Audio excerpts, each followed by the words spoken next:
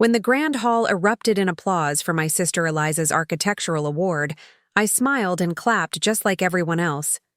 What they couldn't see was the foundation I had built in the shadows, the lives I had quietly transformed, and the part of me that had learned to exist without recognition. The irony wasn't lost on me. My sister designed buildings that touched the sky, while I rebuilt people from the ground up. Before we jump back in, tell us where you're tuning in from. And if this story touches you, make sure you're subscribed, because tomorrow, I've saved something extra special for you. The Westridge Hotel ballroom glittered under crystal chandeliers. That evening, their light catching on the champagne flutes and the expectant faces of Seattle's design elite. The annual Architectural Innovation Awards was the industry's most prestigious event, and tonight belonged to my sister. I adjusted the sleeve of my borrowed dress, navy blue, simple, nothing that would draw attention, and watched Eliza across the room, radiant in her element. She stood surrounded by admirers, her crimson dress a perfect complement to her confidence, her laugh carrying across the room like music.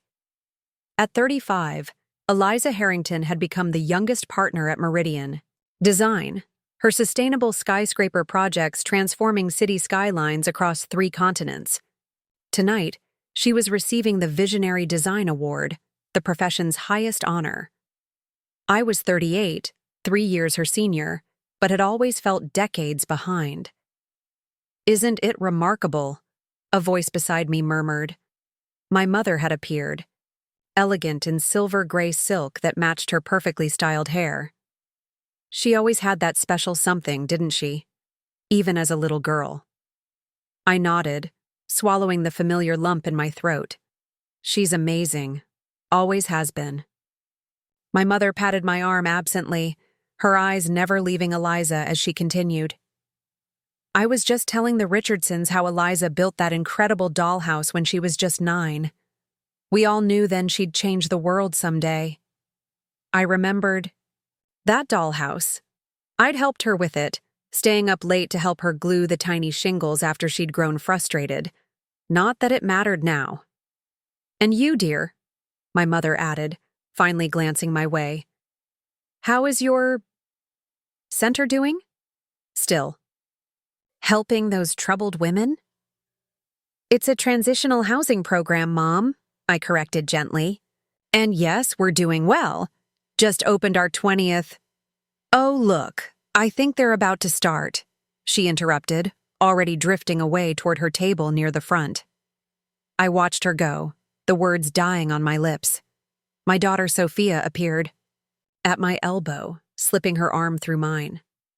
At 17, she had a quiet wisdom that constantly surprised me. "Grandma still doesn't get it, does she?" she whispered. I squeezed her hand. "It's fine. This is Eliza's night anyway." But Sophia's gaze was sharp, too observant for someone so young. "Not fine," she murmured, "but we'll talk about that later." We made our way to our assigned table, far from the stage. My brother Marcus nodded as we approached, pulling out Sophia's chair. His wife Claire offered a sympathetic smile. She understood family dynamics better than most. Their twin boys, 11 and already glued to their phones, beneath the table barely looked up. "Ready for the Eliza show?" Marcus asked, his tone light but understanding. He'd escaped our family's subtle expectations by moving into finance, respectable enough to avoid criticism, but distant enough from Eliza's spotlight to avoid comparison. "Always," I replied with the practiced smile I'd perfected over the years. The smile that said I was genuinely happy for my sister, which I was. The smile that hid how exhausting it was to constantly stand in someone else's shadow, which it was. The lights dimmed and a spotlight hit the podium.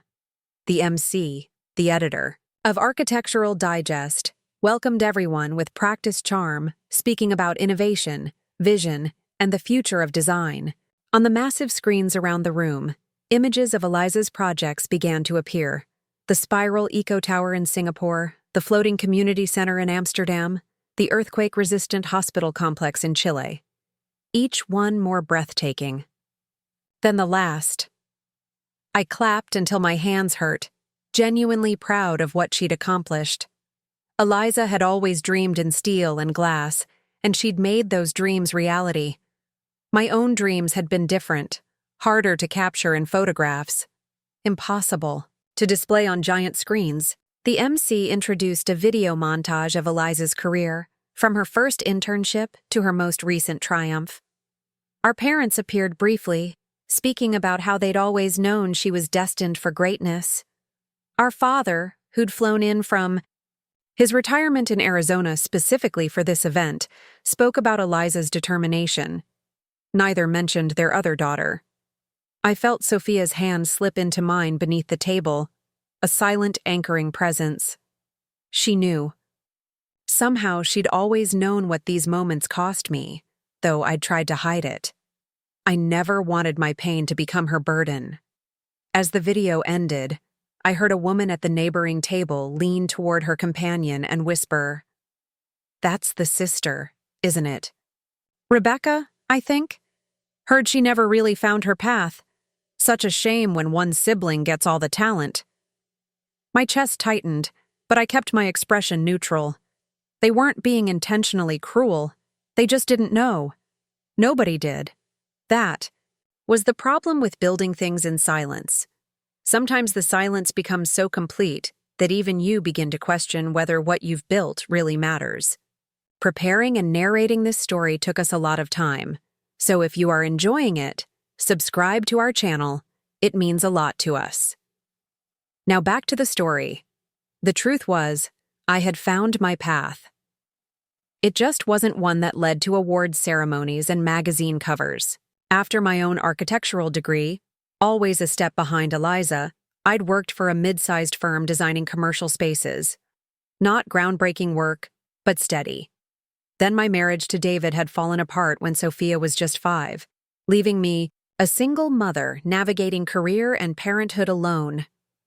The turning point came during a pro bono project, designing a small shelter for domestic violence survivors.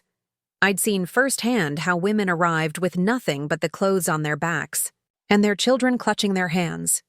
I watched how the physical space, its safety, its dignity, its thoughtful design, became the first step in rebuilding shattered lives.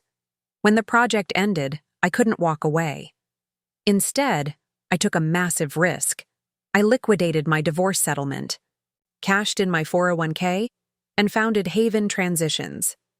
We started with a single renovated Victorian on the edge of town, converting it into transitional housing for women rebuilding their lives after abuse, addiction, or homelessness. For 12 years, I'd worked 80-hour weeks, writing grants by night, supervising renovations by day, learning social service regulations, hiring staff, and creating programs that addressed not just housing, but the complex web of needs that kept women trapped in cycles of crisis. I'd designed spaces that healed, systems that supported, and communities that empowered. We'd grown from that first house to 20 locations across 3 states, from helping 8 women and their children to supporting over 2,000 families through the transition to independence each year. Our recidivism rates were the lowest in the country. Our model was being studied by universities and replicated in other cities. But unlike buildings that reached for the sky, my work remained largely invisible outside the world of social services. My accomplishments weren't photogenic. My successes couldn't be captured in architectural renderings or scale models. They lived in the faces of women who arrived broken and left whole, in children who grew up in safety instead of fear, in families rebuilt from the foundation up. I didn't resent Eliza for her success. Her work mattered. It was beautiful, sustainable, important. But somewhere along the way, surrounded by a family dazzled by her brilliance, I'd started to believe that my own work, less visible, less celebrated, somehow mattered less. The MC was announcing Eliza now, listing her accomplishments to thunderous applause. She rose gracefully from her table at the front, her red dress catching the light as she moved toward the stage. I clapped and smiled. genuinely happy for, or this was her moment. She deserved it. But beside me, I felt Sophia shift in her seat. Her spine straightened, her expression turned determined. She leaned close to whisper, "Mom, there's something I need to tell you." "Now?" I whispered back. "Can it wait?" She shook her head, her eyes never leaving the stage where Eliza was now accepting her award with practiced grace. "I did something.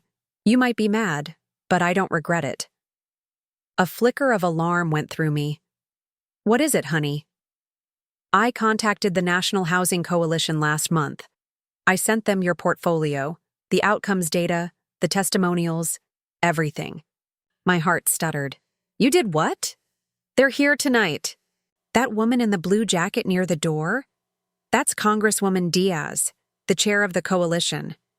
Next to her is the director, Dr. Harriet Lynn." I turned slightly, spotting the two women she'd indicated.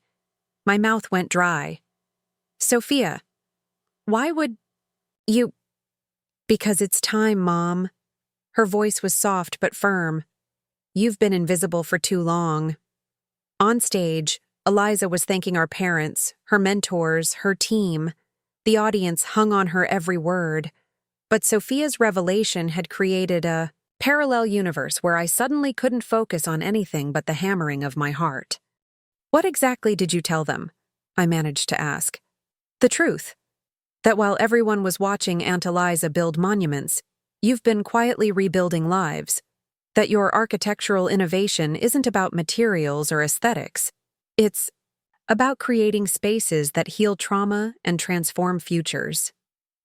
Before I could respond, Eliza's voice cut through my shock. "And I want to thank my sister, Rebecca," she was saying. My head snapped up in surprise. Eliza rarely mentioned me publicly. "Who has always been my biggest supporter. Where are you, Becca? Stand up." A spotlight swung wildly through the audience before finding our table. Blinded momentarily, I rose on unsteady legs, forcing a smile as hundreds of faces turned toward me. "My brilliant big sister," Eliza continued, her smile dazzling. "Always. They're cheering me on." The applause was polite but brief, a courtesy extended to the successful woman's supportive sister. Nothing more. As the light moved back to Eliza, I sank into my chair, my face burning. Always the supporter, never the supported. But Sophia's hand found mine again, squeezing tight. "Don't worry," she whispered. "This story isn't over yet." As Eliza concluded her speech to thunderous applause, I felt a strange sensation, like standing on the edge of a precipice, knowing something was about to change but powerless to stop it. The MC returned to the podium, thanking Eliza and preparing to move to the next award category. But then something unexpected happened. Dr. Harriet Lynn approached the stage, speaking briefly to the MC, who looked surprised but then nodded, and stepped aside. My stomach dropped. Sophia's grip on my hand tightened. "What did you do?" I whispered urgently. "Something that should have been done years ago," she replied, her eyes fixed on the stage where Dr. Lynn now stood at the microphone. "Good evening," Dr. Lynn began, her voice carrying authority that immediately quieted the room.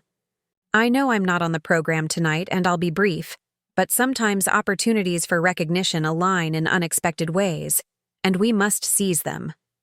The audience murmured in confusion. Eliza, still standing nearby, looked puzzled but graciously stepped further aside. "While we're celebrating architectural innovation," Dr. Lynn continued, "I'd like to acknowledge another kind of architect in this room, one whose work doesn't create skylines, but rather rebuilds foundations, the foundations of human lives." My heart pounded so hard I felt lightheaded. This couldn't be happening. Not here, not now, not on Eliza's night.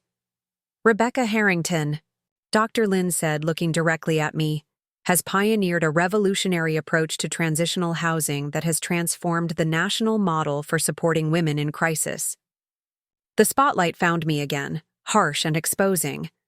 I felt frozen, caught between the desire to disappear and the surreal awareness that my work, my quiet, invisible work, was suddenly being spoken about in this glittering room. "Ms. Harrington," Dr. Lin continued, "would you please join me on stage? The National Housing Coalition has made a decision we'd like to share with you and everyone here tonight." I couldn't move. This was Eliza's night. I couldn't intrude on her moment. But then I felt Sophia gently pushing me to stand, and across the room, I caught Eliza's eye. To my surprise, she nodded encouragement, genuine curiosity on her face.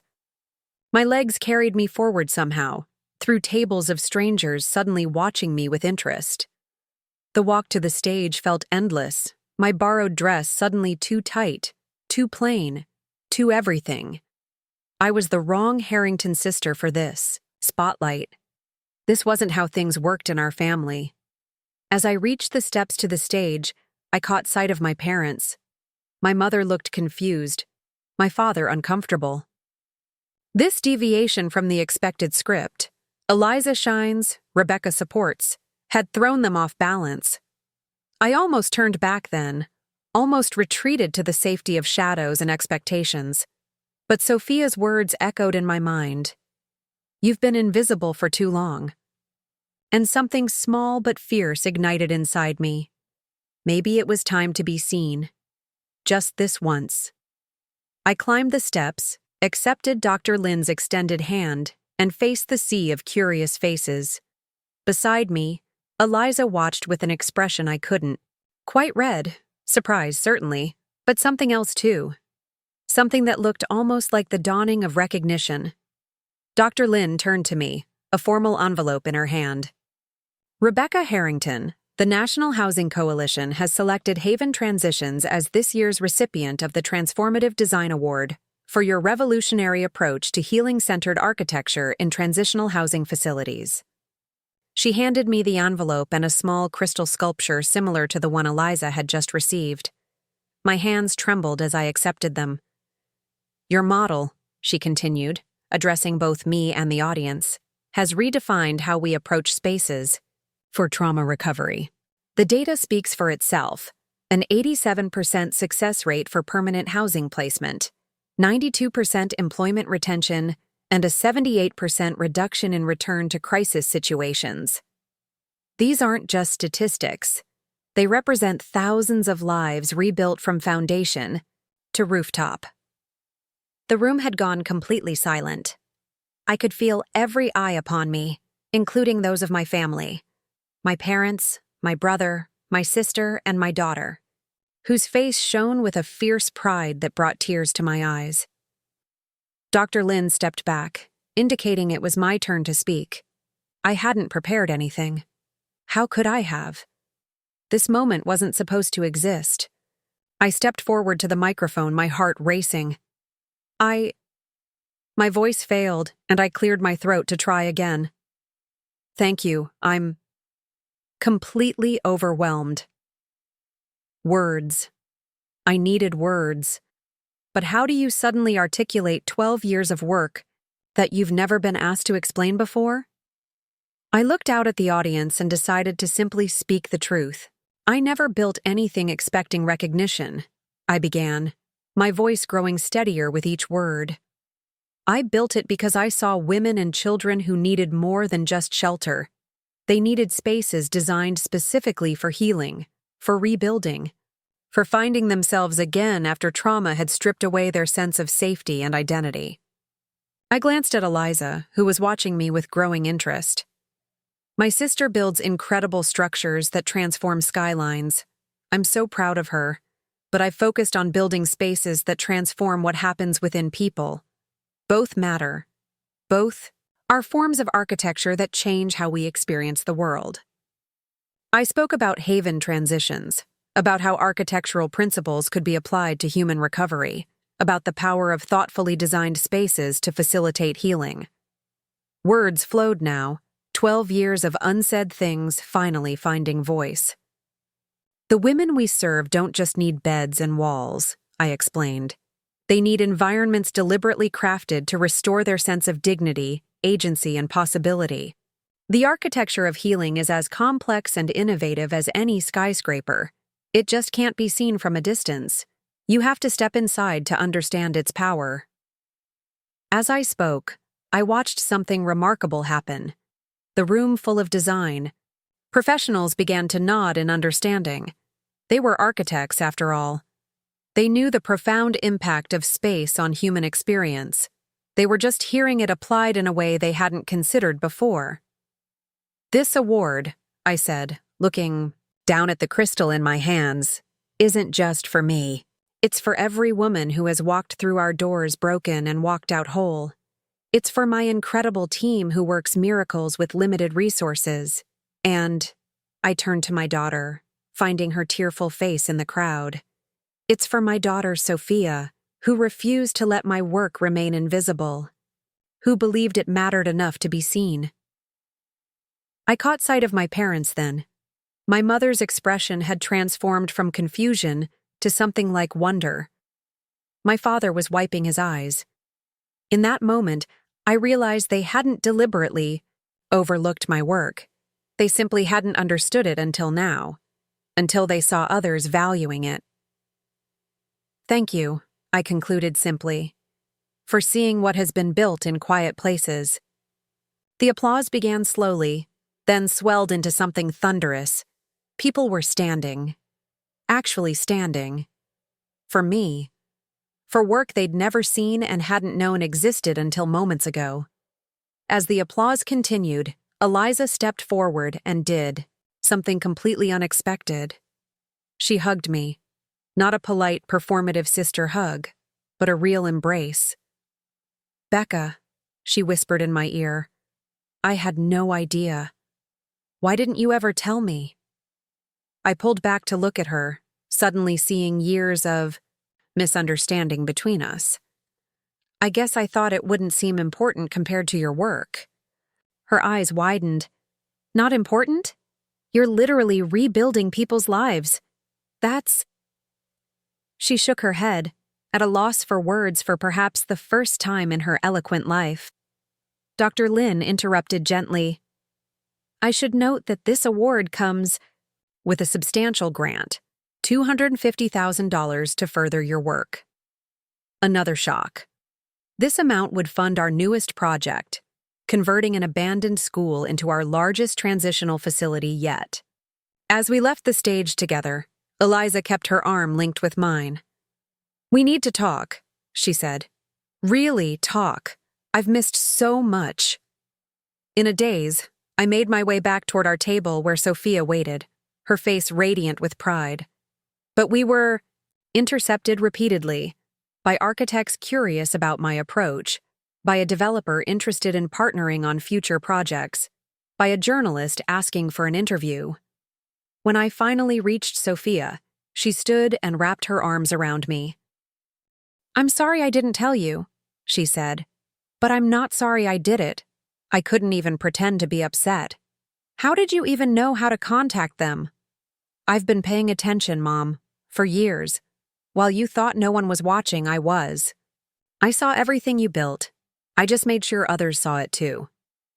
My parents approached next, my mother's hands fluttering nervously. "Rebecca, darling, I had no idea your work was so significant," she said, the word clearly insufficient for what she'd just learned. "Why didn't you tell us?" The question stung, but I recognized its legitimacy.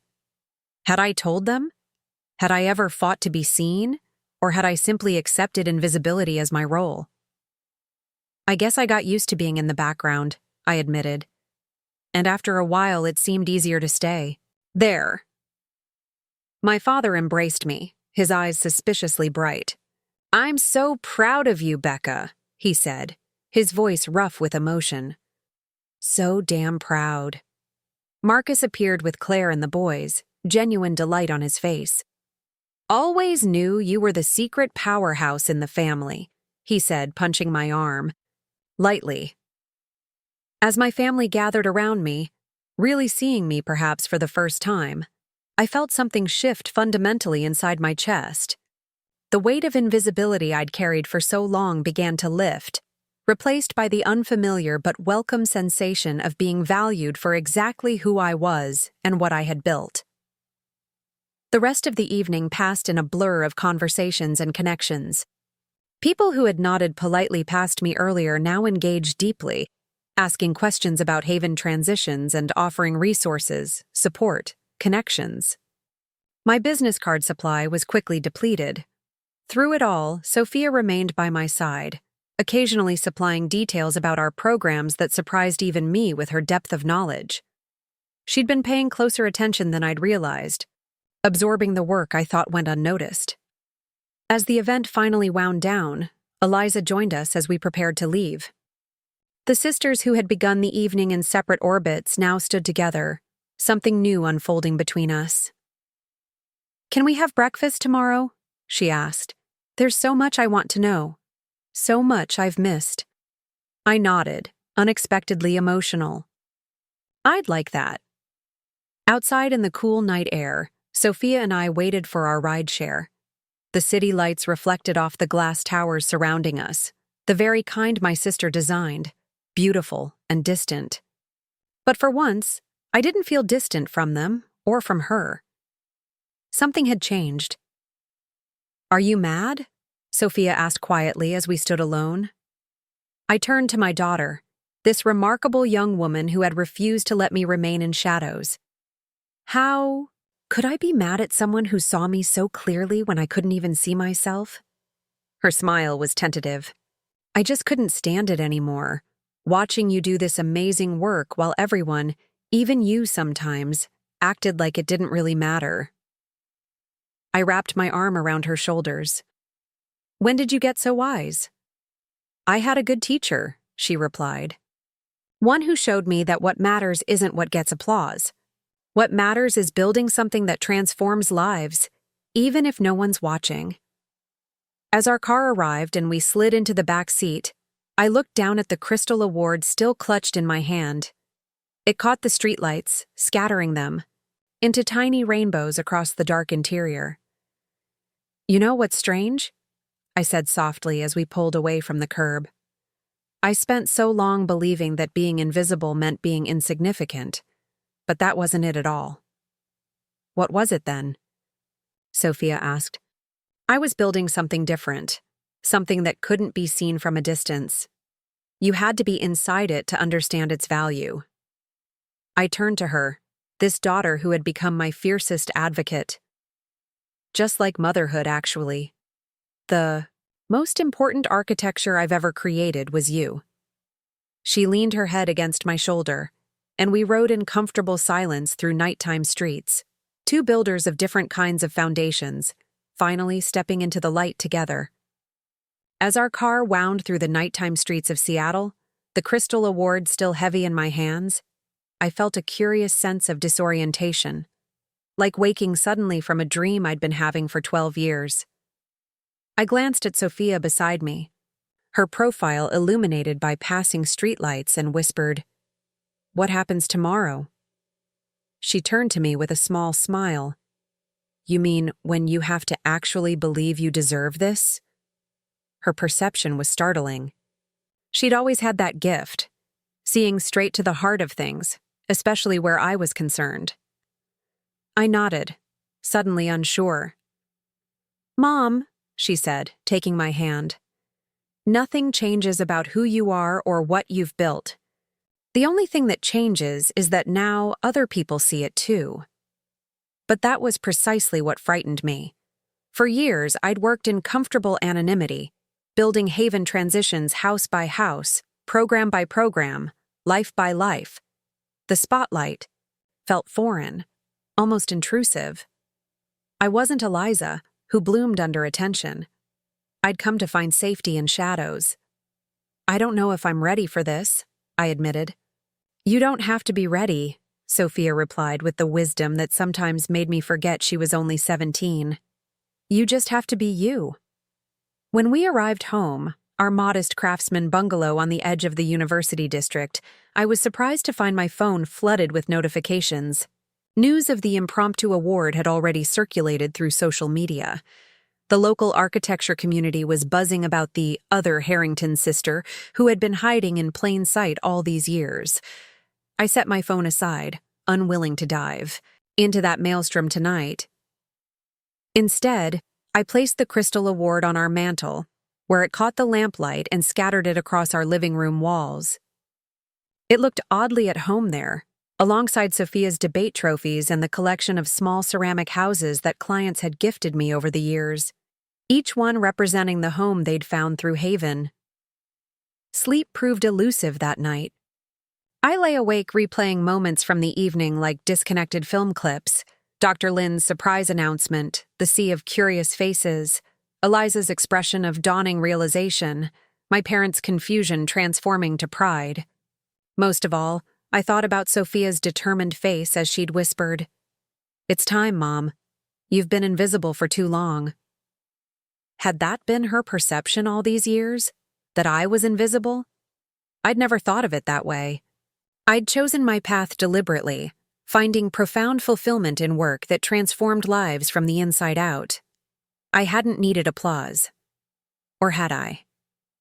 Had some part of me been waiting all these years for someone to notice, to validate, to say that what I built mattered too? These questions chased each other until dawn lightened the sky outside my window. I rose early, moving quietly through our house. In the kitchen, I found a note from Sophia. "Gone for a run. So proud of you. Love, you infinity." Her unwavering belief in me had always been my North Star. Even during the darkest moments of building Haven, when funding fell through, when skeptical social service agencies questioned our model, when exhaustion threatened to overwhelm me, Sophia's faith had never wavered. While I'd been busy ensuring she never felt burdened by my challenges, she'd been carefully collecting evidence of my impact, waiting for the right moment to make others see what she had always seen. By 7:30, I was dressed in my usual workday attire: tailored black pants, a simple blue blouse, practical flats. I had a morning meeting with our construction manager at the new site, award ceremony or not. Life didn't pause for recognition. But as I grabbed my car keys, my phone rang. "Eliza." "Are we still on for breakfast?" she asked without preamble. "There's a cafe near your office, the French one on Pike." I hesitated. "I have a site meeting at 9. "Perfect. I'll meet you at 8. Already on my way." She disconnected before I could respond. The cafe was exactly the kind of place Eliza would choose. Artisanal, trendy, with exposed brick walls and carefully mismatched vintage furniture. When I arrived, she was already seated at a corner table, dressed impeccably as always in a cream blazer over a sage silk blouse, her dark hair swept up in an elegant twist. Even bleary-eyed from what appeared to be little sleep, she looked like she'd stepped out of a design magazine. She rose when she saw me, embracing me with uncharacteristic emotion. "Sit," she said, gesturing to the chair across from her. "I've ordered for us. Hope that's okay." I nodded, slightly taken aback by her energy. Eliza had always been the more assertive sister. But there was something different in her manner today, an intensity I wasn't accustomed to. "I couldn't sleep last night," she began, leaning forward. "I kept thinking about everything I didn't know. About you. About Haven. I spent hours on your website." She shook her head in disbelief. 20 locations, Becca. 20. How did I not know this? The question hung between us, complicated and layered. I stirred my coffee slowly. "You knew I ran a housing program."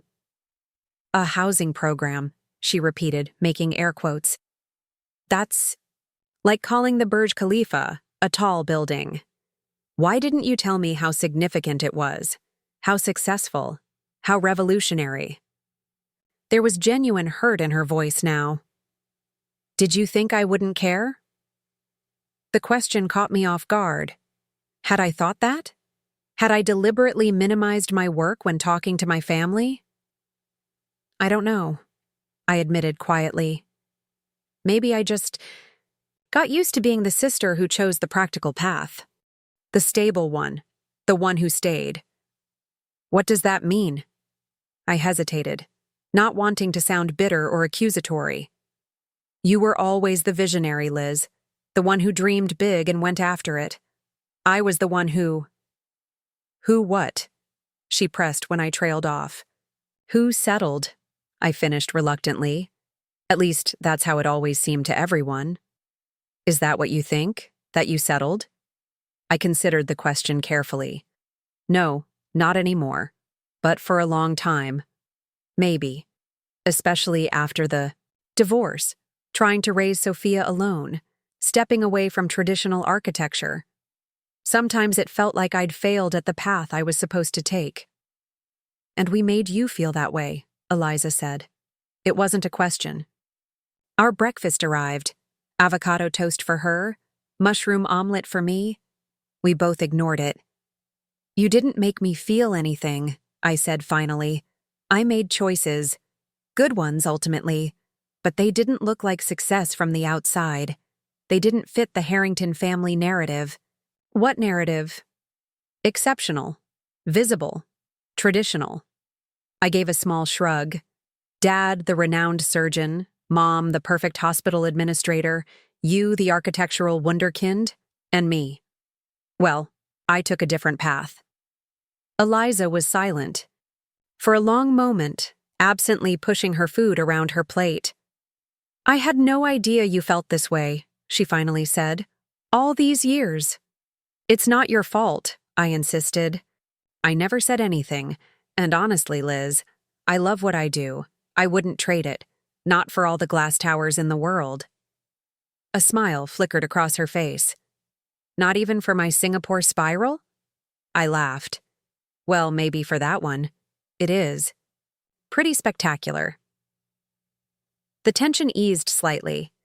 We both began to eat, the conversation shifting to safer territory. Memories of childhood, updates on mutual friends, Sophia's college plans for next year. But I could feel questions simmering. Beneath the surface, waiting.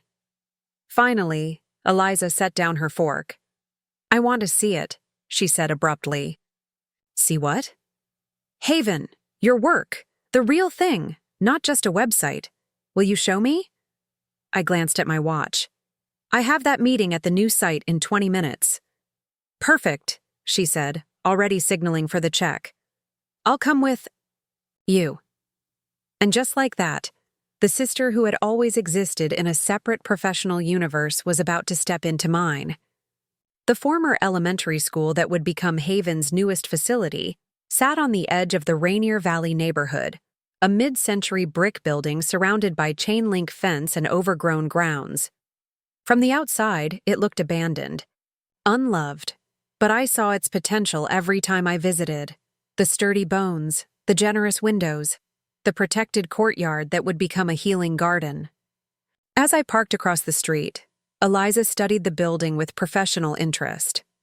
1950s, she guessed. I nodded. 1953, built during the post-war expansion. It's been empty for almost a decade since the district consolidated. We crossed the street to where Darius, our construction manager, waited with blueprints spread across the hood of his truck. He looked up in surprise as we approached. Ms. Harrington, he said, nodding to me before his eyes widened in recognition. And Ms. Harrington, the architect.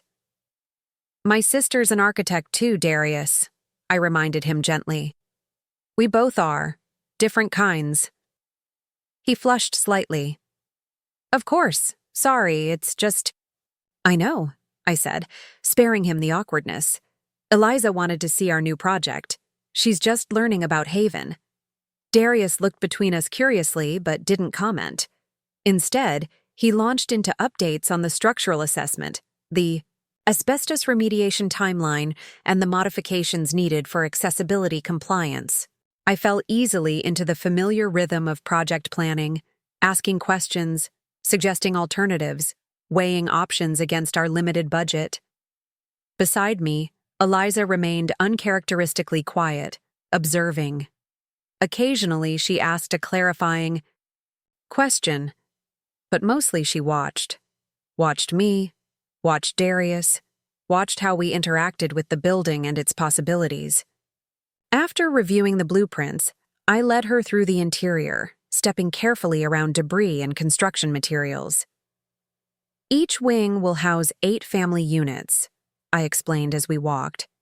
We've redesigned the classrooms to create living spaces that offer both privacy and community. "What's your occupancy target?" Eliza asked, professional interest engaged. 32 families at a time. Typical stay is 4 to 8 months. She nodded, calculating. That's potentially over 100 people at full capacity. On average, yes. About 40% are children. We reached what had once been the school cafeteria, a large open space with high ceilings and tall windows. "This will be our community hub," I explained. "Dining area there, children's play. Space in that corner, learning center along that wall. The kitchen will be completely renovated for both individual and communal cooking." Eliza walked the perimeter slowly, her architect's eye cataloging details I knew she was already mentally redesigning. "The acoustics in here will be challenging," she noted. "We're bringing in specialized consultants for that. Many of our residents are dealing with trauma responses to loud or sudden noises." She turned to me with sudden interest. "Tell me more about that. How does trauma inform your architectural decisions?" And so I did.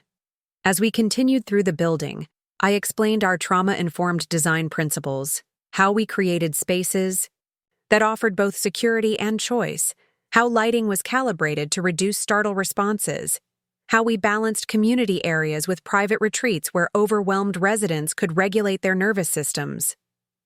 "The traditional shelter model prioritizes efficiency," I explained.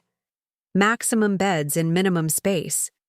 But that approach often re-traumatizes people who've already experienced profound violations of their boundaries and autonomy." I showed her how hallways were designed with multiple exit pathways, how sightlines were preserved without creating exposure, how even color palettes were chosen to promote regulation of the nervous system. "This is architecture as healing," I said simply. "Every design decision is filtered through that lens." We ended our tour in what had been the principal's office, now my temporary headquarters until proper offices could be constructed. Blueprints covered the walls, material samples filled shelves, and a large whiteboard tracked timelines and budgets. "This is," Eliza began, then stopped, seemingly at a loss for words. A rarity for my eloquent sister. "A mess?" I offered with a small laugh. "Revolutionary," she said instead, her voice quiet but intense. "Becca, this is architectural innovation at its highest level. You're not just designing buildings, you're designing healing itself." Something inside me unclenched at her words, a tension I hadn't even realized I was carrying. My sister, the architectural star, looking at my work with genuine professional respect. "Thank you," I said simply. She turned to face me directly. "No. Thank you for showing me, for letting me see what you've built." She gestured at the blueprints surrounding us. "This is extraordinary work. Why have you kept it hidden?" The question struck me anew. Had I hidden my work? Or had I simply accepted that it wouldn't be seen? "I didn't hide it," I said slowly. "I just stopped expecting recognition for it, which maybe turned into not talking about it, which maybe looked like hiding."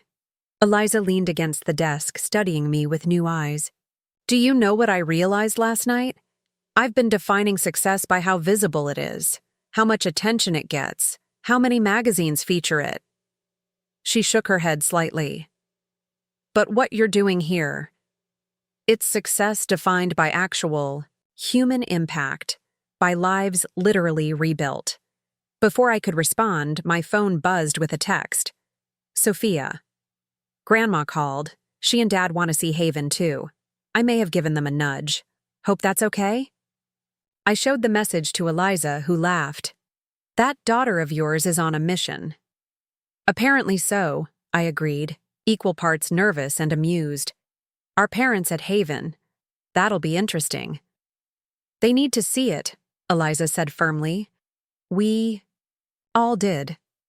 She hesitated, then added, I have an idea, if you're open to it. What kind of idea? The kind where your brilliant architect sister helps you maximize that new grant money to create something even more extraordinary here. She gestured around us. Pro bono, of course. I stared at her, stunned. You want to work on Haven? If you'll let me, she said, suddenly uncertain. I'm not trying to take over or suggest you need help, but if we collaborated… She trailed off, looking uncharacteristically vulnerable. In that moment, I saw beyond the professional rival, beyond the favored daughter, to the sister who wanted connection, who had perhaps felt a different kind of distance all these years. I'd like that, I said quietly. Very much. Her smile was radiant. Really? Really? This project could use some Eliza Harrington magic. But, I added with newfound confidence, I lead on the trauma-informed aspects. That's non-negotiable. Deal, she said immediately. I bring the design innovation. You bring the healing expertise. She extended her hand formally, and we shook on it, both laughing at the gesture. My phone buzzed again. Sophia. They're coming tomorrow at 10. I'll meet them there. This is good, Mom, I promise. I looked up at Eliza. Apparently, the Harrington family is touring Haven tomorrow morning. Perfect, she said with a decisive nod. I'll bring preliminary collaboration ideas. We can present them together. As we left the building, walking back toward our cars, Eliza stopped suddenly in the overgrown playground. I need to ask you something. I turned to her, wondering what was coming. Have you been angry with me all these years? Her voice was hesitant, lacking its usual confidence. For taking the spotlight? For not seeing your work? The question caught me off guard with its directness. I considered deflecting, offering reassurance, but something about the moment, standing in this place of future transformation, demanded honesty. Not angry, I said carefully, but sometimes sad, sometimes invisible, sometimes frustrated that the work I poured my heart into seemed less valuable because it wasn't featured in Architectural Digest. She nodded, accepting this difficult truth. I'm sorry, Becca. I should have asked more questions, paid more attention.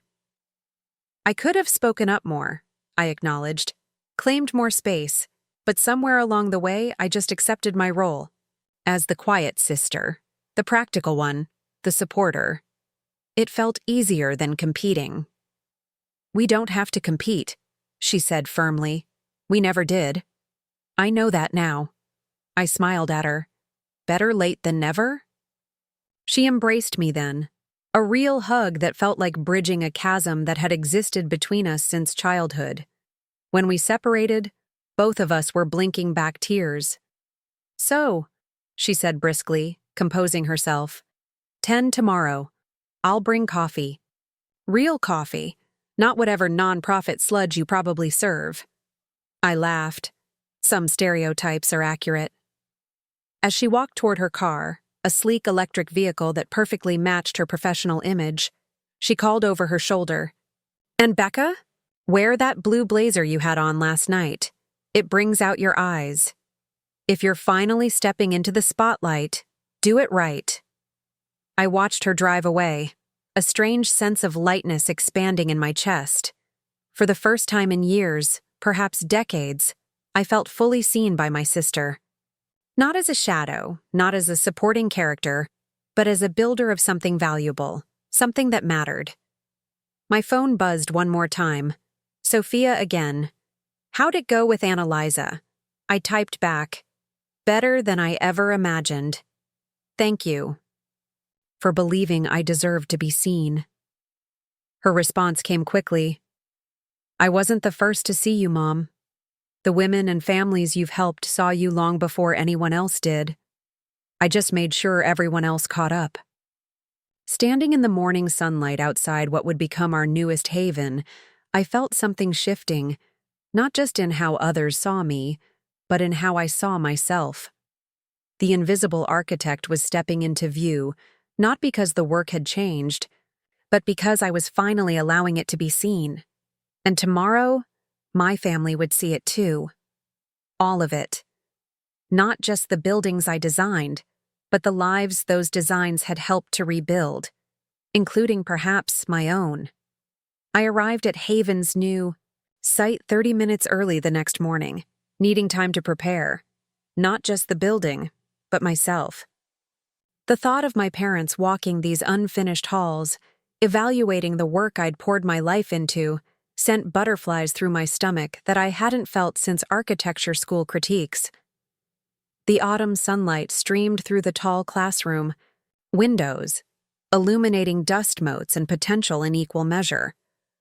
I walked the corridors slowly, seeing the space through fresh eyes, not just as the architect I was, but as the daughter I remained. What would my surgeon fathers see in these scarred walls waiting for renewal?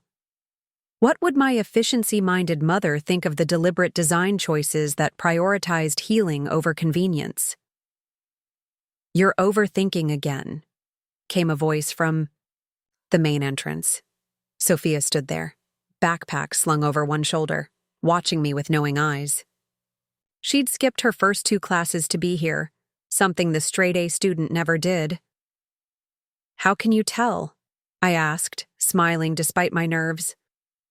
"You get this little crease between your eyebrows," she said, crossing to join me. "Like you're mentally rearranging furniture that doesn't even exist yet." I laughed, the tension easing slightly. Guilty as charged. She took my hand, squeezing it reassuringly. "It's going to be fine, Mom. They're going to see what I see." "And what's that?" She considered for a moment. "Someone who builds foundations, not just in buildings, but in people. Someone who creates spaces where people can rebuild themselves." The simple clarity of her perspective caught my heart.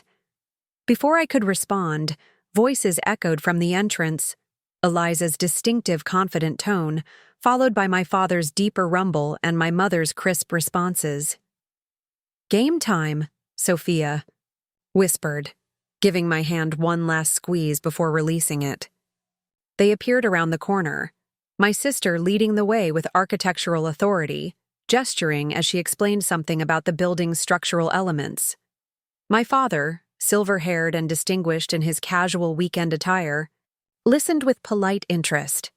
My mother followed, immaculate as always in a tailored pantsuit, her expression a practiced neutral that revealed nothing. "And here she is," Eliza announced, spotting us. "The mastermind herself."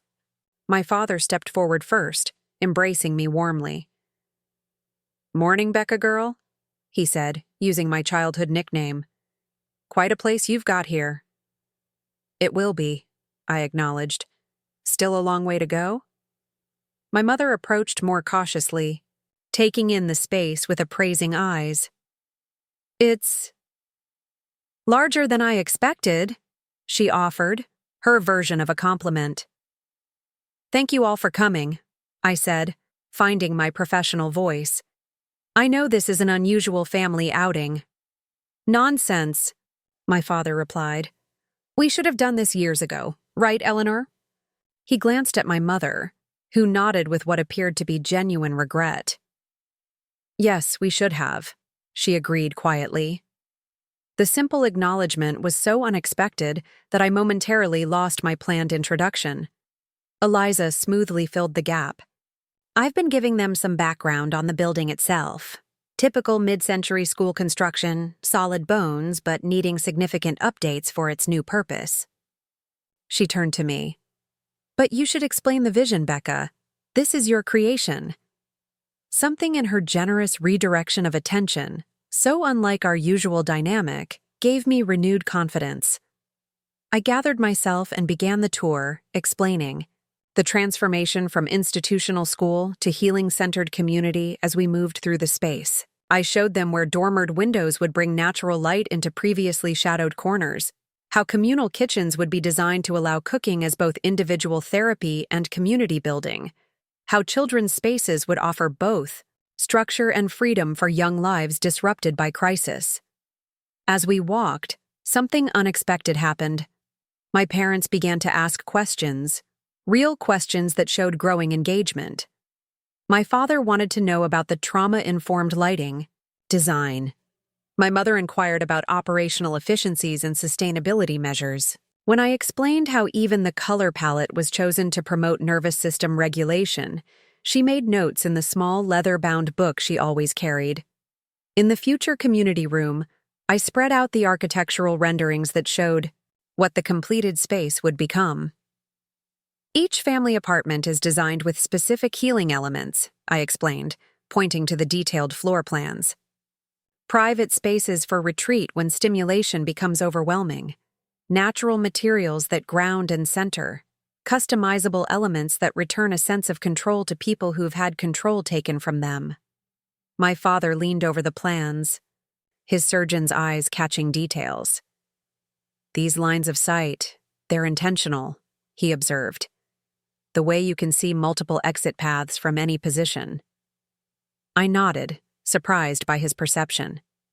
For people who've experienced being trapped, physically or emotionally, knowing they can always leave reduces anxiety significantly.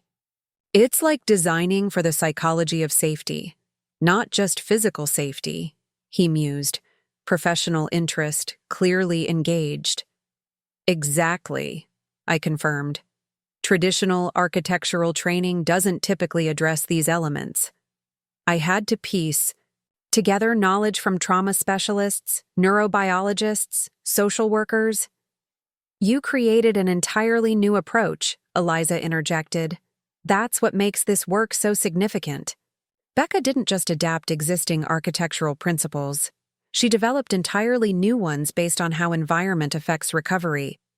The pride in her voice, my little sister championing my work, created a warmth I hadn't felt in our family dynamic for years, perhaps ever. My mother had been unusually quiet, studying the plans with focused attention. Finally, she looked up. And the outcomes? How do you measure success? It was such a characteristic question from my efficiency-oriented mother that I nearly smiled. Instead, I led them to my makeshift office where data charts covered one wall. We track multiple success metrics, I explained. Housing stability after program completion, employment retention, educational attainment for children, reduction in return to crisis situations. I pointed to the graphs showing Haven's results compared to national averages. Our approach produces significantly better outcomes across all measures. My mother stepped closer to the charts, her administrativa expertise engaged. These are impressive differentials, she acknowledged. 24% above national averages in sustained independence. She turned to me with new respect in her eyes. That's statistically remarkable, Rebecca. The use of my full name, her signal of serious consideration, wasn't lost on me. I'd spent decades hearing Eliza's remarkable new project and Eliza's extraordinary achievement. Hearing similar language applied to my work created a complicated tangle of emotions I wasn't prepared for. Would you like to meet some of our staff and residents? I asked, gathering myself. Our current main facility is about 3 miles from here. Absolutely, my father answered immediately. We've seen the blueprint. Now show us the reality. 20 minutes later, we walked through the doors of Haven's flagship location, a former apartment building renovated into transitional housing 5 years earlier. Unlike the school project, this space was alive with activity. Children playing, in the courtyard garden, women gathering for a job skills workshop, volunteers organizing donations in the community room. Lisa, our program director, greeted us warmly.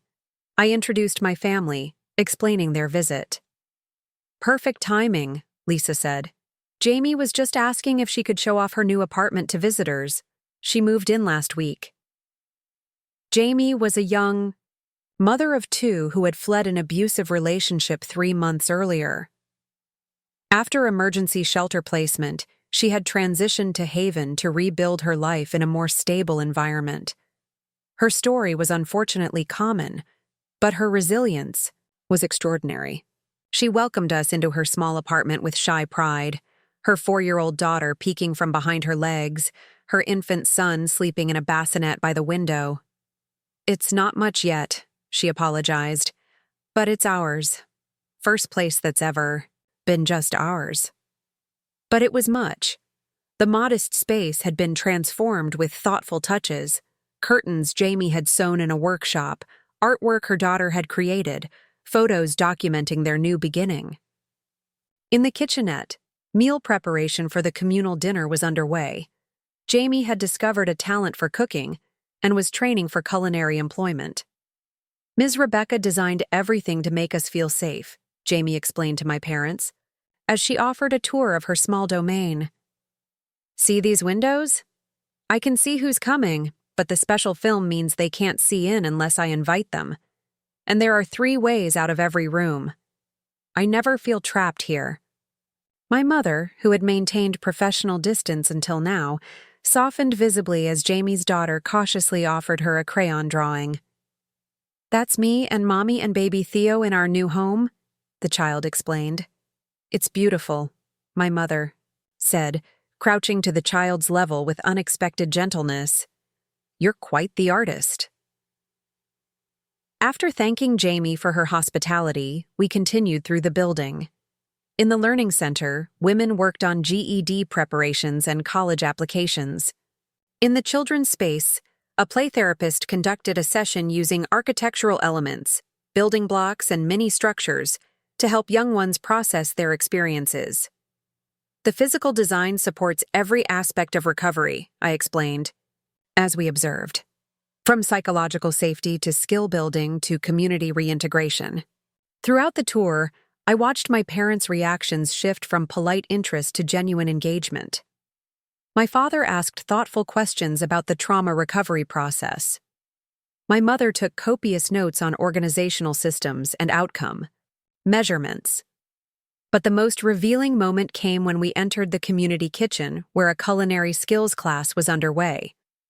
A woman in her 50s, Marianne, one of our longest residents, was teaching others to make bread, her hands expertly shaping dough as she provided instruction. "The therapy happens in the doing," she explained when I introduced her to my parents. "When you've been told for years that you're worthless, creating something with your hands that feeds others, that changes how you see yourself." She turned to me with a warm smile. Ms. Rebecca understood that from the beginning. She didn't just design us kitchens and bedrooms. She designed spaces that help us remember who we really are. I saw my mother blink rapidly, emotion briefly breaking through her composed exterior. My father cleared his throat, uncharacteristically moved. As we concluded the tour in the garden courtyard, a healing space where residents grew vegetables and flowers together, Lisa pulled me aside briefly. "Your family seems surprised," she observed quietly. I nodded. "They are. They didn't really understand what Haven was until now." "They're seeing you differently," she said with gentle insight. "Not just the program." Before I could respond, Sophia approached with an announcement. Ms. Patricia's group made lunch for everyone. She specifically invited all of us to join. Patricia was our resident elder, a grandmother who had rebuilt her life at Haven after losing everything to addiction, and was now a peer mentor to newer residents. Her weekly community meals had become a Haven tradition. The invitation presented a crossroads, my carefully maintained professional tour transforming into something more personal, more vulnerable. I glanced at my watch uncertainly. "We'd be honored," my father answered before I could formulate a response. "If that's all right with you, Becca?" Something in his tone, a new respect, a request rather than an assumption, helped me decide. I'd like that very much. We gathered around tables in the community dining room. Haven residents intermingled with my family in a way I could never have imagined 24 hours earlier. Patricia served her famous tamales, made from a family recipe she'd once thought lost along with everything else in her life. Before Ms. Rebecca created Haven, she told my parents as she served them, most programs just gave us beds and basic needs. Important, yes, but not enough to rebuild a life. Here, we get to remember we're whole people with gifts to share, not just problems to solve. My mother, who had maintained professional distance throughout most of the visit, surprised me by engaging deeply in conversation with several residents about their future plans. She listened intently to their stories, occasionally offering practical suggestions about educational resources or employment strategies. "Your mother has a gift for systems thinking," Lisa murmured as we observed from across the room. "She immediately sees pathways and connections." "Yes," I agreed, watching. My mother sketched out a potential career progression for a young resident on a paper napkin. I never realized how similar we actually are. After lunch, as residents returned to their activities, my family gathered in my small office. The atmosphere had transformed completely from the carefully polite dynamic of the morning. Something real had broken through. My father spoke first. "I've been performing surgery for 40 years, he said, his voice reflective. "Fixing broken bodies.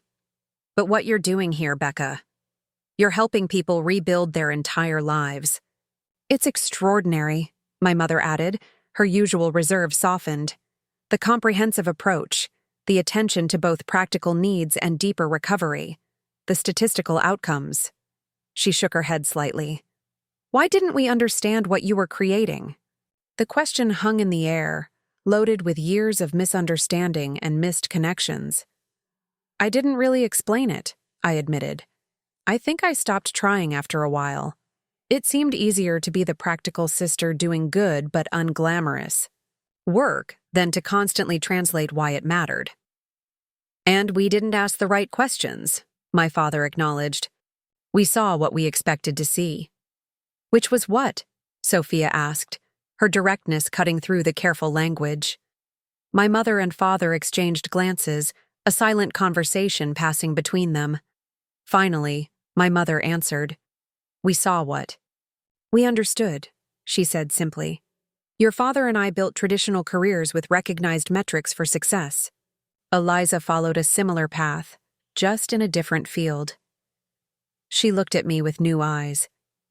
"But you, Rebecca, you created something entirely new, something we didn't have the framework to recognize." The honesty of her assessment, free from both defensiveness and excessive apology, opened something in my chest that had been tightly closed for years.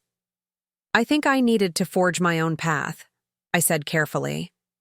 "After the divorce, after the traditional architecture career didn't fit, I needed to build something that was entirely mine, not in reaction to anyone else, but as a true expression of what I valued." "And you did," Eliza said firmly. She pulled out her tablet and opened a document, "which is why I've started drafting how we can collaborate on the new facility. I've got some ideas about maximizing natural light in the communal spaces that would enhance your trauma-informed approach." The smooth pivot to action, so characteristic of my solution-oriented sister, brought welcome relief from emotional intensity. Soon we were all gathered around her tablet, discussing possibilities. For the new space, my father offered insights on healing environments from his medical perspective. My mother suggested operational efficiencies that could stretch limited resources. For the first time in my adult life, I wasn't the odd Harrington out. I wasn't the practical sister whose work was respected but not celebrated. I was a builder whose creation had value precisely because it was different, because it addressed needs others had overlooked, because it transformed lives from the inside out. As the afternoon progressed, Lisa appeared at the door. "Rebecca, sorry to interrupt, but the Channel 7 news crew is here. They want to interview you about the Housing Coalition Award and Haven's approach." I froze momentarily. Public speaking had always been Eliza's domain, not mine. The thought of cameras, of trying to articulate Haven's complex mission in sound, bites sent a wave of anxiety through me. "I can tell them you're busy," Lisa offered, reading my hesitation. But before I could accept the escape, Sophia stepped forward. "Mom, this is important. People need to hear about Haven from you." "She's right," my mother said, surprising me with her support. "Your perspective is what makes this approach unique. I'll help you prepare," Eliza added. "We have 20 minutes, more than enough time." My father simply smiled. "Show them what you've built, Becca girl. It's time." Surrounded by my family, not observing from the shadows, but actively supporting my leadership, I felt a new confidence emerge. "Tell them I'll meet them in the garden courtyard in 15 minutes, I told Lisa. That setting showcases the healing environment concept best. As Lisa left, my family sprang into action. Eliza helped me refine key talking points about trauma-informed design.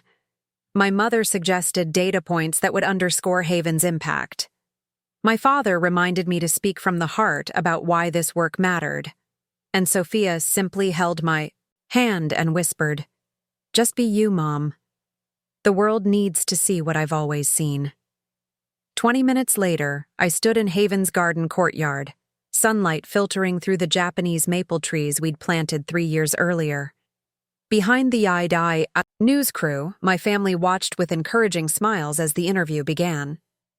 "Ms. Harrington," the reporter began, "your innovative approach to transitional housing recently received national recognition. Can you tell us what makes Haven different?" I took a deep breath, thinking of Jamie and her children, of Patricia, reclaiming her family recipes, of countless women who had walked through our doors broken and walked out whole. I thought of my own journey from shadow to light, from invisibility to recognition. "Haven is built on a simple premise," I began, my voice growing stronger with each word, "that physical environments can either hinder or facilitate healing. The spaces we inhabit shape our recovery in profound ways." As I explained our approach to the cameras, I felt the weight of invisibility finally, completely lift. This wasn't about competing with Eliza or meeting my parents' expectations. This was about the work itself, work that mattered, work that transformed, work that deserved to be seen on its own terms. Behind the camera, Sophia beamed with pride, Eliza nodded encouragement, and my parents watched with new understanding in their eyes. The family that had unintentionally overlooked my quiet building had become witnesses to its impact, champions of its value. And I realized that the real transformation wasn't in how they saw me. It was in how I had finally allowed myself to be seen. The days following my family's visit to Haven unfolded in a whirlwind of unexpected developments. The local news segment aired that evening, capturing not just Haven's mission, but also the story of the other Harrington architect, whose innovative approach had gone unrecognized for years.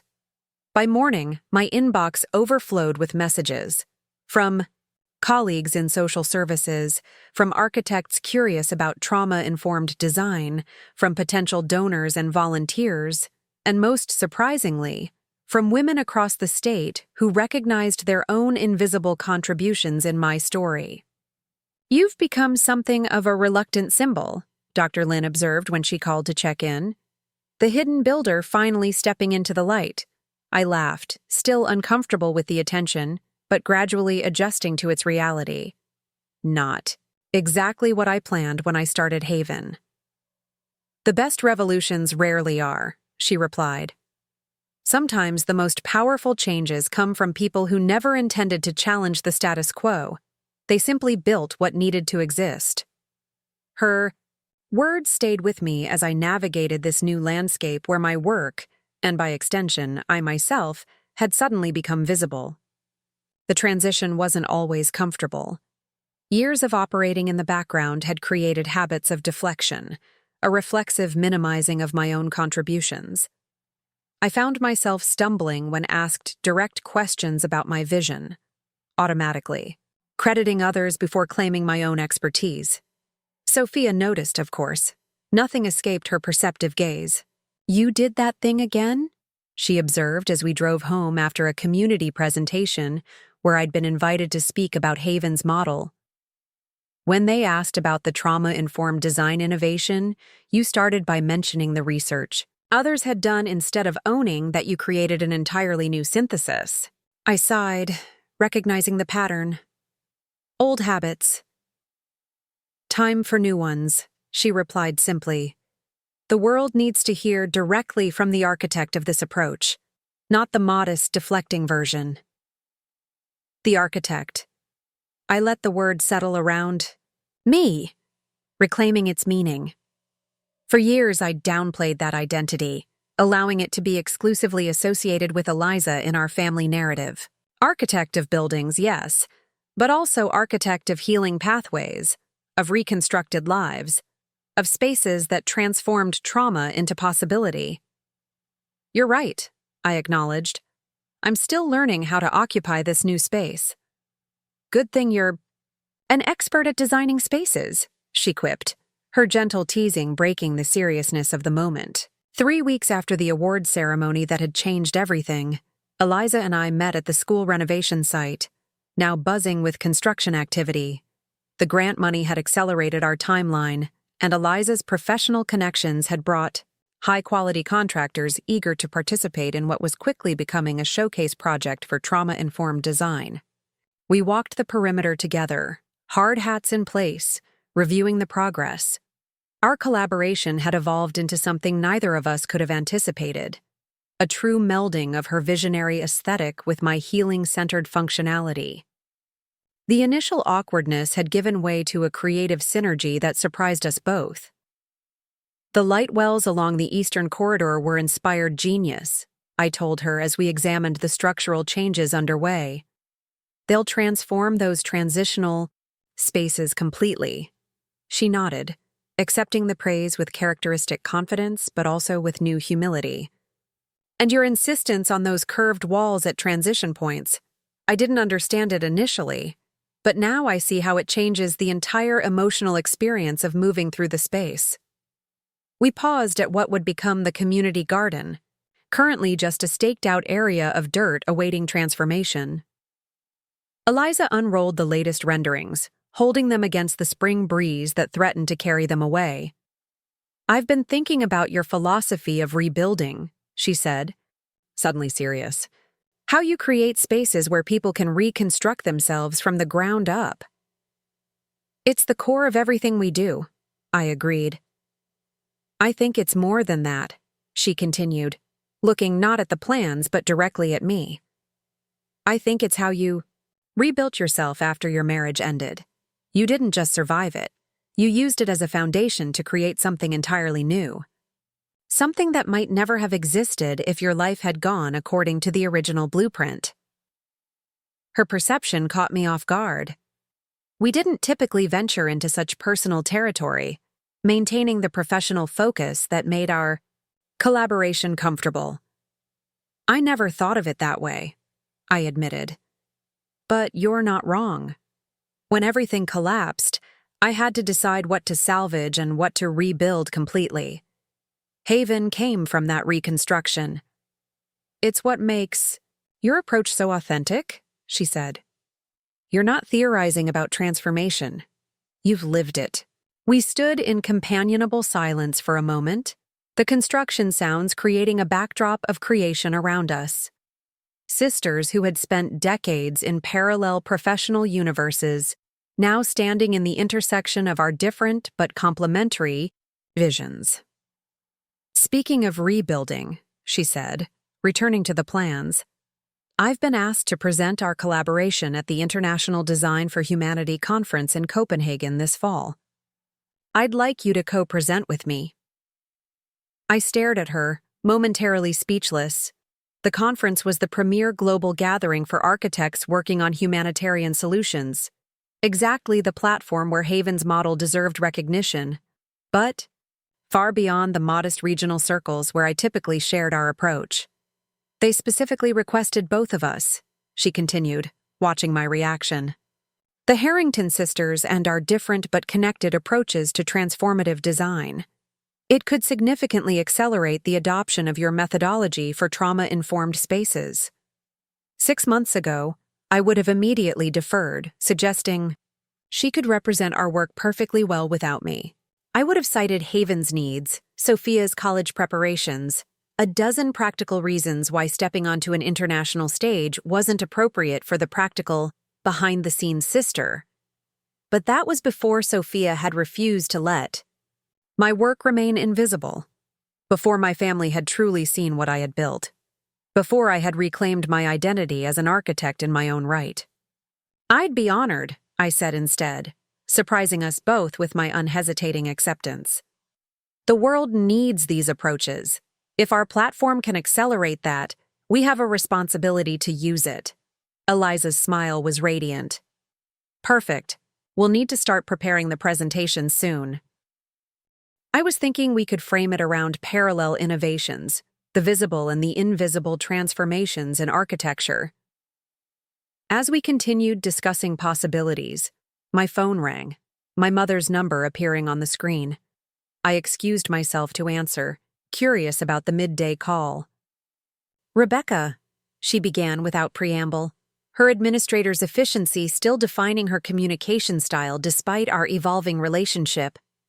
"I've been speaking with the board of St. Catherine's Hospital about their planned expansion of the Women's Health Wing."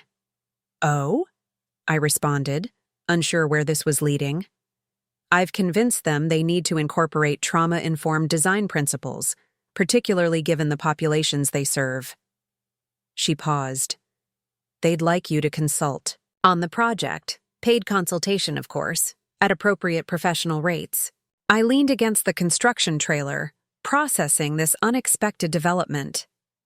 My mother, who had spent decades proudly promoting Eliza's architectural achievements while politely acknowledging my social work, was now actively creating professional opportunities for me to share my expertise. Thank you, Mom. I'd be very interested." I managed to respond. "Good. I've already sent them your professional portfolio, the one Sophia helped me compile from Haven's documentation. They were particularly impressed with the outcomes data on environmental factors in recovery. Of course, she had already taken action. Eleanor Harrington had never been one to identify a solution without immediately implementing it.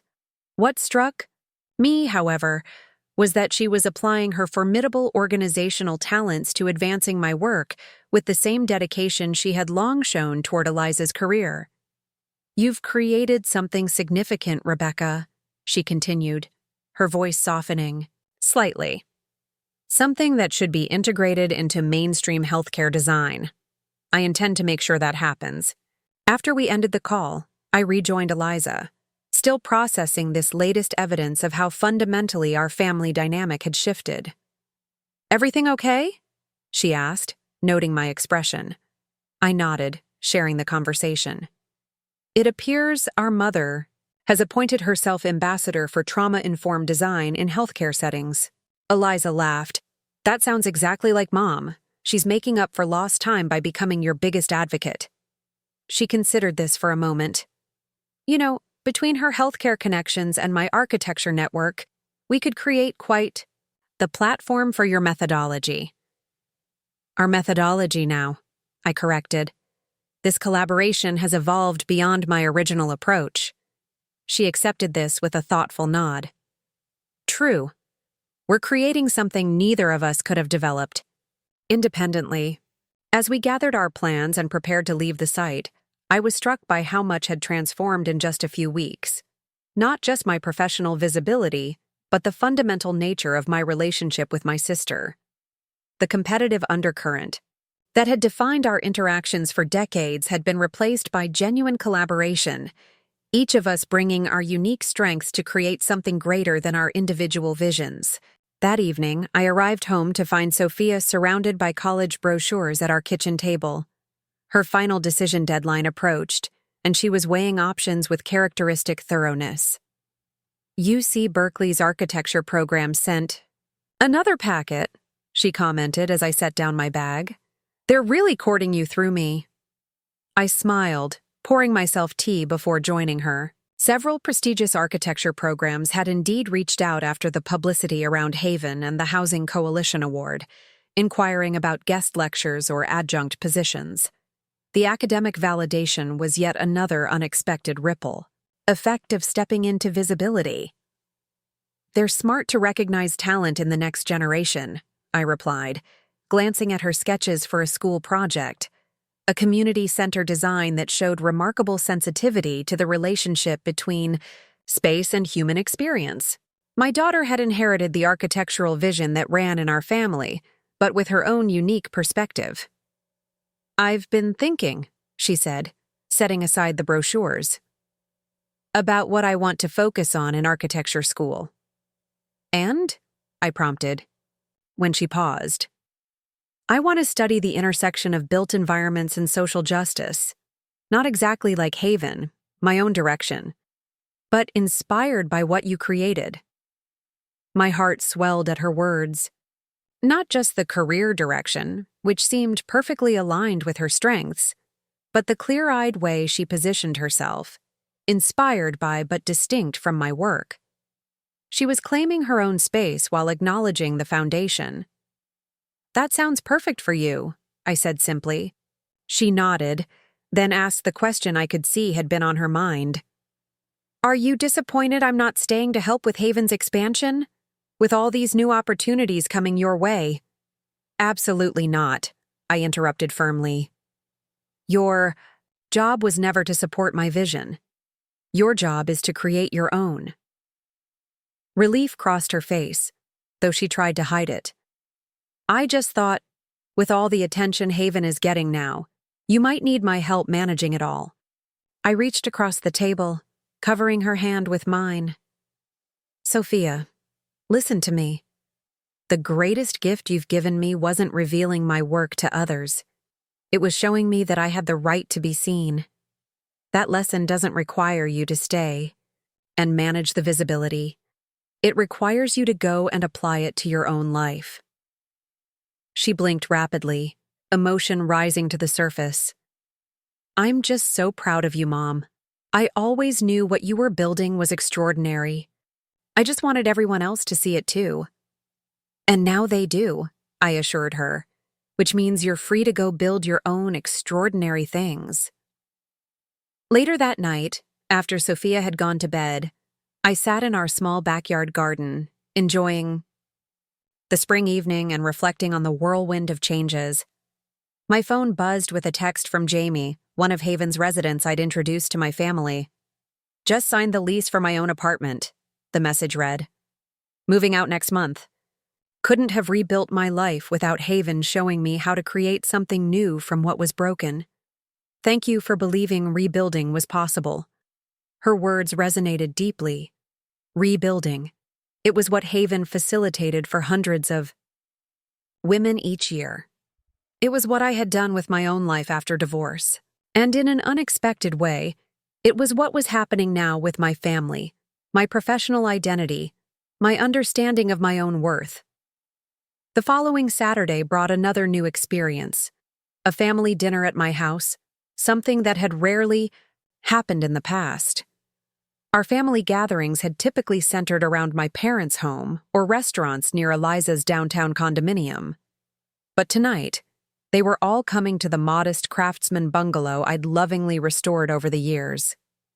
I had spent the morning cooking, not from anxiety, but from a desire to create something nourishing as an expression of this new chapter.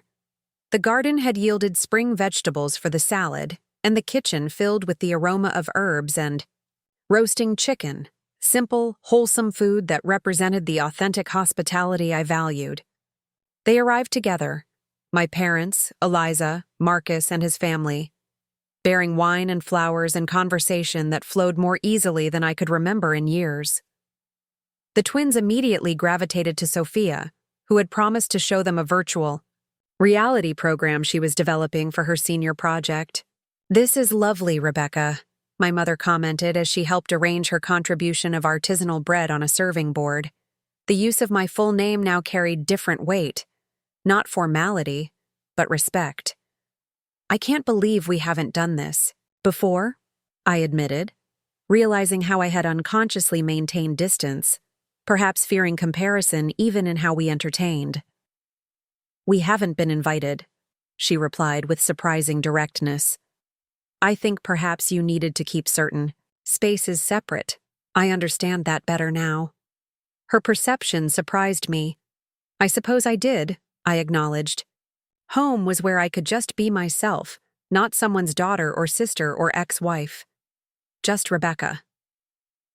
She nodded, accepting this truth without defensiveness. "And now?" I considered her question as I finished preparing the salad.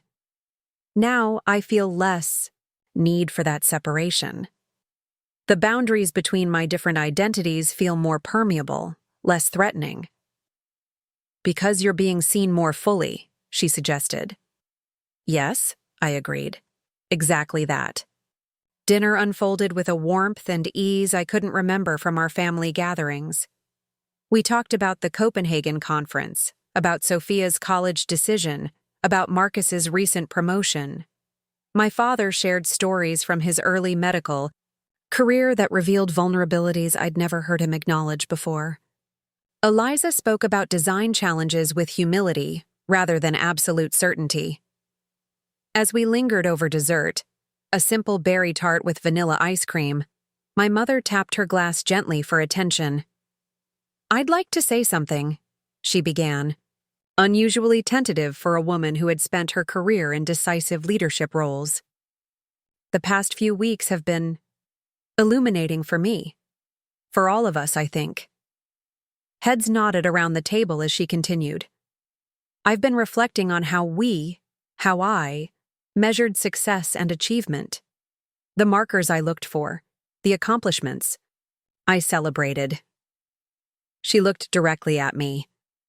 "I missed so much, Rebecca. Not because it wasn't valuable, but because I wasn't looking with the right eyes." The table fell silent, all of us recognizing the rarity of this vulnerable admission from our composed, efficient mother. "But what I've realized," she continued, her voice strengthening, "is that it's never too late to see with new eyes, to recognize different forms of building, different kinds of foundations, different measures of impact." She raised her glass. "To Rebecca, who showed us that the most revolutionary building sometimes happens in quiet places, and to all of us, for learning to truly see each other, however long it took." As glasses clinked around the table, I felt a fullness in my chest that had nothing to do with pride or validation, though those elements were present, and everything to do with wholeness.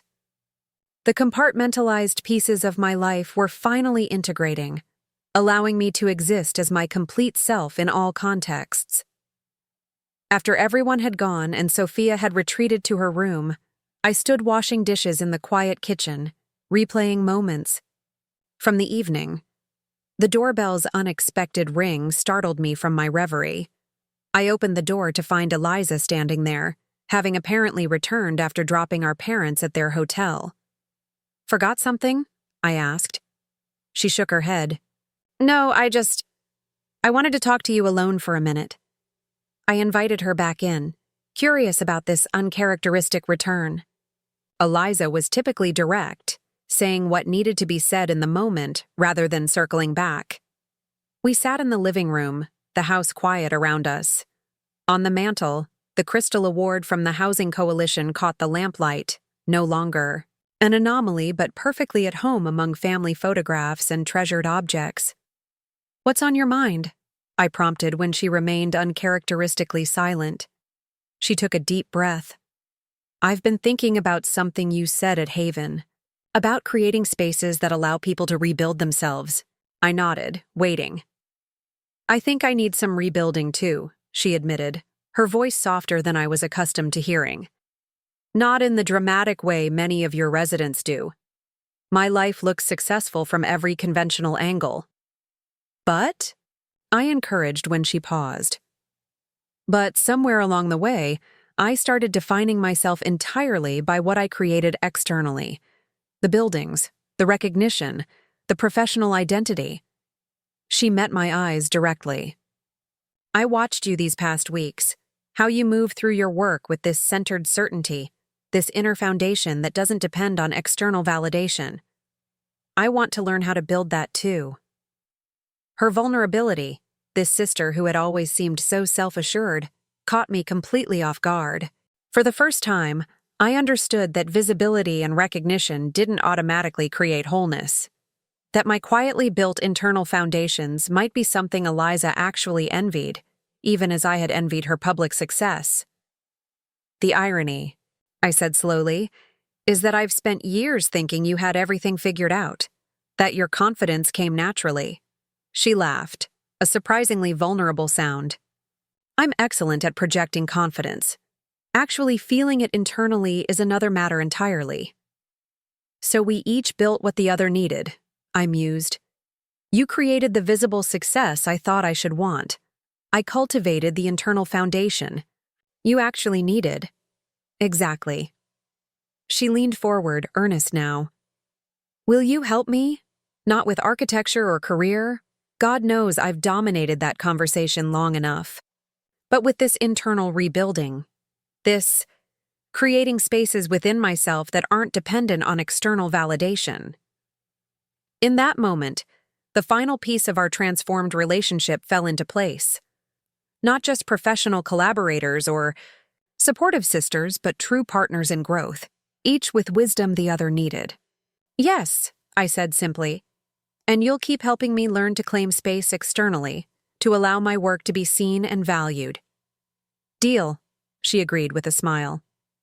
The Harrington sisters, architects of visible and invisible transformations. As she left with a warm hug rather than our usual polite goodbye, I stood in the doorway watching her drive away, struck by how thoroughly our narrative had evolved. The sister I had spent decades believing had everything I lacked was now turning to me for guidance in building what truly mattered. I returned to the kitchen to finish tidying up, but found myself drawn instead to my small home office. From a drawer, I pulled out the journal I'd started when Haven was just a concept, filled with sketches, notes, dreams of spaces that could facilitate healing. I had documented the entire journey, not for others, but for myself, creating a record of building something from nothing but vision and determination. Opening to a blank page, I began to write. The architecture of becoming visible. The words flowed easily, capturing the journey from shadows to light, from silence to voice, from supporting character to protagonist in my own story, not just for myself, but for all the quiet builders whose work transformed lives without fanfare or recognition. As I wrote, I realized this too was a blueprint, not for buildings but for the human journey of claiming space, of allowing oneself to be seen, of recognizing that what we build in silence still matters, perhaps matters most of all. And when visibility finally comes, whether through someone else's advocacy or our own decision to step forward, the foundation we've quietly constructed is what allows us to stand in that light without losing ourselves within it. The crystal award on my mantle caught the lamplight once more, sending prisms dancing across my journal page. But it was no longer the validation that mattered most. What mattered was the truth I had finally, fully embraced. That the life I had built, quietly, deliberately, authentically, had always been worthy of recognition, whether others saw it or not. The difference now was that I saw it too. Up next, you've got 2 more standout stories right on your screen. If this one hit the mark, you won't want to pass these up. Just click and check them out. And don't forget to subscribe and turn on the notification bell so you don't miss any upload from us.